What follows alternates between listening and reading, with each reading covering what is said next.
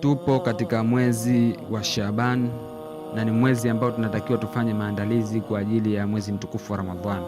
Maandalizi yenyewe ni kusoma Qur'ani, kusoma funga yenyewe. Kila mmoja anatakiwa kae chini asome funga vizuri ili aweze kuijua ibada yake vizuri.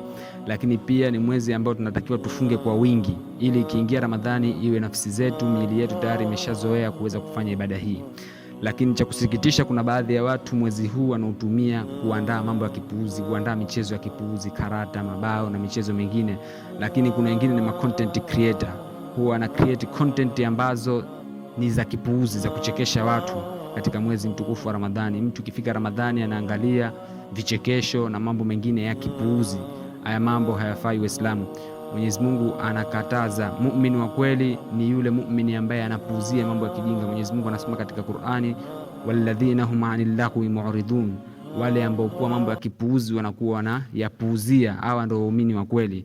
Hutakiwi kutengeneza content za kijinga na za kipuuzi ili kuja kuwachekesha watu na kufanyia istihzai mwezi mtukufu wa Ramadhani. Huu ni mwezi wa kufanya ibada. Unaokuja ni mwezi wa ibada, sio mwezi wa kuja kutengeneza upuuzi na kuweka michezo ya kipuuzi ya kupoteza muda. Ni mwezi wa kutumia muda vizuri, sio kupoteza muda. Tuacheni kuandaa michezo ya kipuuzi kwa ajili ya kupoteza muda wetu. Tuandaeni vitu vya kheri kwa ajili ya kutumia vizuri muda wetu ili tuweze kupata radhi za Mwenyezi Mungu hapa duniani na kesho akhera. Shukrani.